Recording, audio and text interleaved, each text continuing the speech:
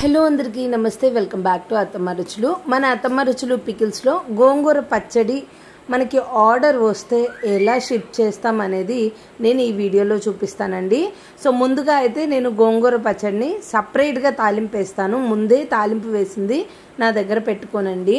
ఆయిల్లో కల్లుప్పు వేసేసి గోంగూరని ఇలా బాగా వేయించుకొని తర్వాత చింతపండు కారం పెట్టేసి ఇలా రుబ్బి సపరేట్గా ఒక డబ్బాలో పెట్టుకుంటాను. అస్సలు తాలింపు వేసుకోనండి. తాలింపు వేసుకుంటే నూనె వాసన వస్తుందన్నమాట. అందుకని ఎప్పుడు ఎంత ఆర్డర్ వస్తే అది మాత్రమే తీసి తాలింపు వేసి కొరియర్ చేస్తానన్నమాట. ఇప్పుడైతే మనకి కేజీ గోంగూర పచ్చడి ఆర్డర్ వచ్చిందండి. కేజీ గోంగూర పచ్చడికి గాను నేను ఇక్కడ 350 గ్రాముల పల్లి నూనె తీసుకుంటున్నాను.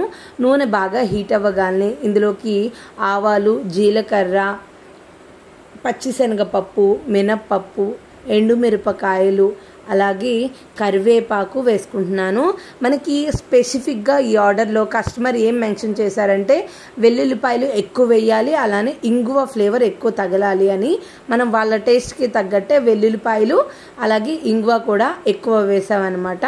ఆల్రెడీ మనం గోంగూరలోనే వెల్లుల్లిపాయలు వేసి రుబ్బుకుంటాము.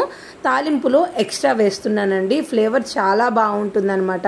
గోంగూరలో వెల్లుల్లిపాయ లేకుండా కావాలి అన్నా, పండుమిరపకాయలో వెల్లుల్లిపాయలు లేకుండా కావాలి అన్నా కూడా అవైలబుల్గా ఉంది. ఇలా తాలింపు మొత్తం వేగగానే చల్లారి పెట్టేసుకొని పక్కకు పెట్టుకుంటున్నాను. మన దగ్గర వెజ్ పచ్చళ్ళు, నాన్ వెజ్ పచ్చళ్ళు, కారపొళ్ళు, స్వీట్స్ కూడా అవైలబుల్గా ఉన్నాయి. మీలో ఎవరికైనా కావాలి అనుకుంటే డిస్ప్లే అవుతున్న అత్తమ్మ రుచులు పికిల్స్ నెంబర్కి కాల్ ఆర్ మెసేజ్ చేసి మీ ఆర్డర్ని ప్లేస్ చేసుకోవచ్చు. మరిన్ని డీటెయిల్స్ కూడా తెలుసుకోవచ్చు.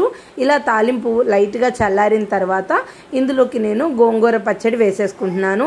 చాలా టేస్టీగా ఉంటుందండి. ఒకసారి ట్రై చేస్తే మళ్ళీ ఆర్డర్ చేసుకుంటారు. ఇది మనకి పిఠాపురం నుంచి ఆర్డర్ వచ్చిందనమాట. ఇంకా టేస్ట్ అయితే నెక్స్ట్ లెవెల్ ఉందండి. ఫస్ట్ శాంపిల్గా 1/2 kg తెప్పించుకున్నాను. మీకు అయిపోండి. అలానే ఈ వీడియోని లైక్ చేసి మీ ఫ్రెండ్స్ అండ్ ఫ్యామిలీ మెంబర్స్కి షేర్ చేయడం, ఛానల్ని సబ్స్క్రైబ్ చేసుకోవడం మర్చిపోకండి. Thank you for watching.